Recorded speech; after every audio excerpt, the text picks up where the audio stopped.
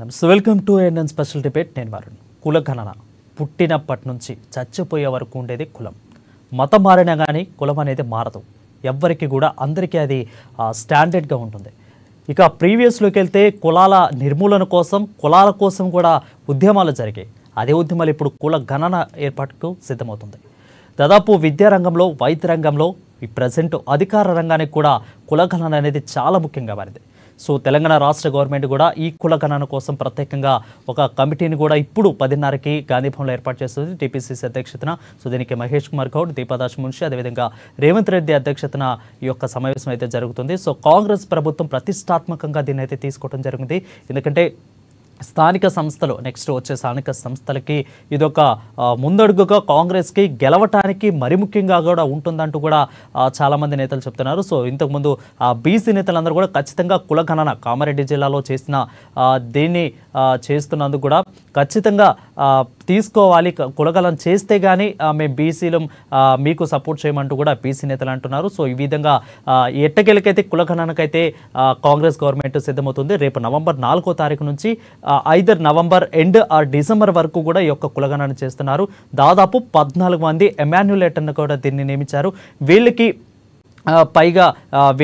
కొంతమంది అధికారులు ఉంటారు, వాళ్ళకి పై మళ్ళీ ఇంకో అధికారులు ఉంటారు. దీంట్లో పంచాయతీ, రెవెన్యూ, ఇతరాత్ర అధికారులు అందరూ కూడా చేర్చడం జరిగింది. సో ఎప్పటికప్పుడు ఏ రోజు అప్డేట్ని ఆ రోజు అప్డేట్కి వాళ్ళకి అందించేందుకు కూడా గవర్నమెంట్ సిద్ధమవుతున్నట్లు కూడా తెలుస్తోంది. సో ఎమాన్యులేటర్లు దీంట్లో ఇంపార్టెంట్గా మారారు. So part 1, part B. Part 1లో 53 ప్రశ్నలు, పార్ట్ బిలో 17 ప్రశ్నలు అయితే ఉంటావు. ఈ 2 పత్రాలుగా అయితే విభజించి మొత్తం అయితే చేయడం జరుగుతుంది. కుల వృత్తుల ప్రకారం, అదేవిధంగా ఎంతమంది ఉన్నారు, ఏ విధంగా ఉన్నారు, సో వాళ్ళ ఉద్యోగాలు, వాళ్ళ సంపాదన, వాళ్ళ విద్య, వైద్యానికి ఎంత, మొత్తం ప్రతిదీ కూడా దీంట్లో అయితే ఈ 2 పార్ట్లు అయితే పెట్టడం అయితే జరుగుతుంది.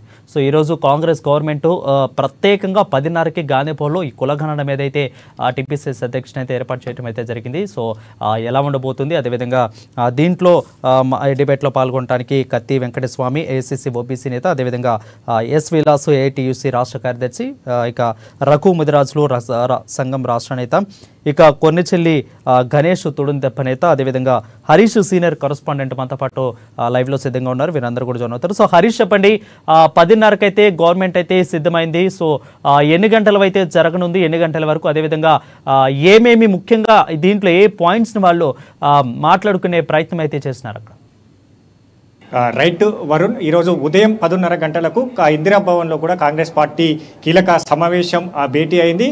దీనికి సంబంధించి కూడా ఈ సమావేశం కొనసాగుతున్న నేపథ్యం అయితే కనిపిస్తుంది. ప్రధానంగా పీసీసీ చీఫ్ మహేష్ కుమార్ గౌడ్ అధ్యక్షతన జరిగే సమావేశంలో సీఎం రేవంత్ రెడ్డి, అలాగే డిప్యూటీ సీఎం బట్టి విక్రమార్క, ఇన్ఛార్జ్ దీపాదాస్ మున్షితో పాటుగా మంత్రులు, ఎమ్మెల్యేలు, ఎమ్మెల్సీలు, కార్పొరేషన్ చైర్మన్లను కూడా ఆహ్వానించిన నేపథ్యం ఉంది. ప్రధానంగా కులగణనకు సంబంధించి కూడా ఇప్పుడు కాంగ్రెస్ ప్రభుత్వం ఏర్పాటైన తర్వాత కూడా కీలకమైన నిర్ణయం తీసుకుంది. ఎన్నికల ముందు కాంగ్రెస్ పార్టీ ఇచ్చిన హామీను నెరవేరుస్తూ కూడా ఆ జీవోను కూడా ఇష్యూ చేసిన నేపథ్యం అయితే ఉంది. తెలంగాణలో బీసీ కులగణనకు సంబంధించి కూడా ఈ నెల, అంటే వచ్చే నెల 6వ తేదీ కులగణన ప్రారంభం కాబోతుంది. 6వ తేదీ నుంచి 30వ తేదీ వరకు కూడా కులగణన చేసేందుకు రాష్ట్ర ప్రభుత్వం సన్నిద్ధమైంది.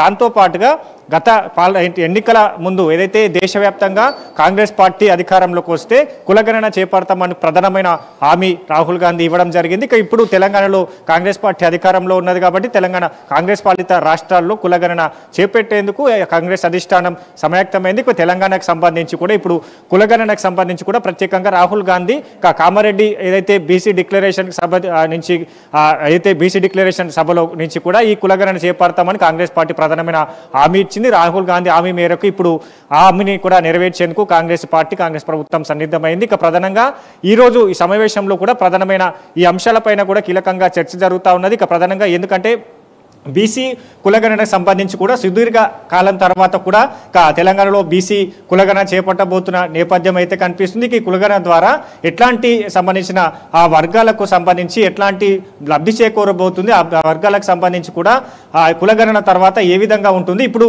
కులగణన తీసుకొస్తున్న దీనికి సంబంధించి పలు అంశాలపైన, అంటే ఈ ఏదైతే కులగణన నమోదు పత్రాలకు సంబంధించి కూడా పార్ట్ ఏ, పార్ట్ బి 2 విభాగాలుగా కూడా కులగణన నమోదు సేకరణ పత్రాలు తయారు చేశారు. దాంట్లో పొందుపరిచిన అంశాలన్నిటిని కూడా ఈరోజు సీఎం అలాగే డిప్యూటీ సీఎం బట్టి విక్రమార్క ప్రజెంటేషన్ చేస్తున్నారు సమావేశంలో. ప్రధానంగా అంశాలపైన కూడా ఇంకా ఎట్లాంటి అంశాలు జోడించాలి, ఉన్న అంశాలకు సంబంధించి ఏ విధమైన అంశాలు ఉన్నాయి, ఇప్పటికే ఆ నమూనా పత్రాలకు సంబంధించి కూడా కుటుంబ సర్వే పూర్తి స్థాయిలో కుటుంబాన్ని ఆర్థిక రాజకీయ సామాజిక ఆ కోణంలో ఆ వివరాలన్నింటినీ కూడా తీసుకునే విధంగా ఉన్నది. మరోవైపు రాజకీయంగా సంబంధించి కూడా గతంలో రాజకీయాలకు సంబంధించి ఎట్లాంటి పదవులు ఉన్నారు, ఇప్పుడు ఆర్థిక స్థితిగతులకు సంబంధించి ఏ విధంగా ఉన్నది, ఇక కుటుంబంలో ఎంతమంది ఉంటున్నారు, వాళ్ళ ఉపకులం సంబంధించి కూడా ఇట్లా పలు అంశాలతో కూడిన నమూనా పత్రాన్ని తయారు చేసిన నేపథ్యం కనిపిస్తుంది. ఇక ప్రధానంగా ఇక ఈ కులగణనతోటి ఇక బడ్జెట్కి సంబంధించి కావచ్చు, అంటే కాంగ్రెస్ ప్రభుత్వం సంబంధించి కూడా ఆర్థిక చేయూత వెనుకబడిన తరగతులకు ఆర్థిక చేయూతనిచ్చేందుకు కులగణన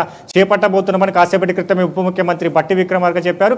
దానికి సంబంధించి బడ్జెట్ కేటాయింపులో కూడా కీలకమైన కులగణన కీలకమైన అంశంగా మారబోతుంది. ఎందుకంటే కులగణనకు సంబంధించి ఎంతమంది ఆ సామాజిక వర్గానికి సంబంధించి ప్రజలు ఉన్నారు, దానికి సంబంధించిన బడ్జెట్ల కేటాయింపు కావచ్చు, రాజకీయాల్లో అవకాశాలు కావచ్చు, ఉద్యోగ పరంగా కూడా రిజర్వేషన్ల అవకాశాలు కావచ్చు, వీటన్నిటినీ కూడా లబ్ధి చేకూరబోతుంది. కాబట్టి ఇది దేశానికి రోల్డ్ మోడల్గా మారబోతుంది. తెలంగాణ వైపు దేశవ్యాప్తంగా ఉన్న రాష్ట్రాలన్నింటి కూడా తెలంగాణ వైపు చూడబోతున్నాయి కులగణన తర్వాత అని కూడా కాసేపటి క్రితమే ఉప ముఖ్యమంత్రి బట్టి విక్రమార్క చెప్పారు. ఇక ప్రధానంగా ఈ అంశాలపైన కూడా కీలకంగా చర్చ జరుగుతుంది. మరోవైపు ఈ కులగణన పైన కూడా ఇప్పటికే కాంగ్రెస్ ప్రభుత్వ పార్టీ కావచ్చు దీన్ని విస్తృతంగా జనాల్లోకి తీసుకెళ్ళాలి. ఎందుకంటే ఈ కులగణన అంశాన్ని గత ప్రభుత్వాలకు సంబంధించి కూడా ఎన్నికల ముందు హామీలు ఇచ్చాయి. కాంగ్రెస్ ప్రభుత్వం ఎన్నికల ముందు ఇచ్చిన హామీని నెరవేర్చబోతుంది. కట్టుబడి ఉన్న హామీకని కూడా ప్రజలకు తెలిపే విధంగా కూడా క్షేత్రస్థాయిలో దీన్ని జనాల్లోకి తీసుకువెళ్ళాలి. కులగణన తర్వాత ఆ సామాజిక వర్గాలకు ఎట్లాంటి మేలు జరగబోతుంది, ఎలాంటి